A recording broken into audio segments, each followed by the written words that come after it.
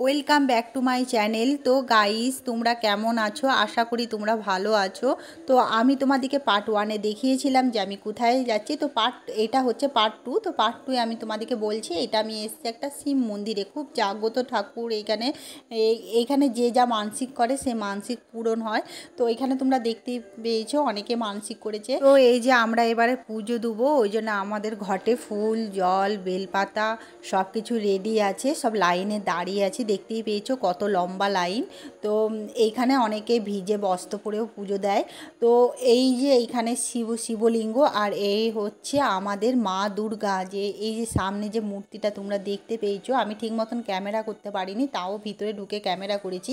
তো এইখানে ভিড় বলবে, দেখতেই পাচ্ছ কত ভিড়। এই ভিড়ের মধ্যে ক্যামেরা নিয়ে আমি ঢুকতে পারিনি, তাও আমি তোমাদেরকে দেখানোর জন্য ভিডিও করেছি। তো আমি এখানে নন্দী মহারাজকে পুজো করে নিলাম। প্রথমে আমি শিব ঠাকুরকে পুজো করেছি, সেটা আমি ভিডিও করতে পারিনি। আর তারপরে আমি এইখানে আরেকটা জায়গা তোমাকে দেখাচ্ছি। এইটা হচ্ছে ঠাকুরের রান্নাঘর। তো এখানে এক ব্রাহ্মণ ঠাকুরের জন্য রান্না করছে। তো রান্নাঘরটা তোমাদেরকে একটু ঘুরিয়ে দেখাচ্ছি। তো এখানে সব কাঠের উনুনে রান্না করতে হয়, ঠাকুরের ভোগ রান্না করতে হয়। তো এই ব্রাহ্মণ প্রত্যেক দিন নিত্য সেবা করে ঠাকুরের। তো এই রান্নাঘরটার সামনে তুমি দেখতেই পাচ্ছ মূর্তি, মানে মন্দিরের গায়ে পুরো মূর্তি, তাই এখানে একটু ছবি তুলে নিলাম।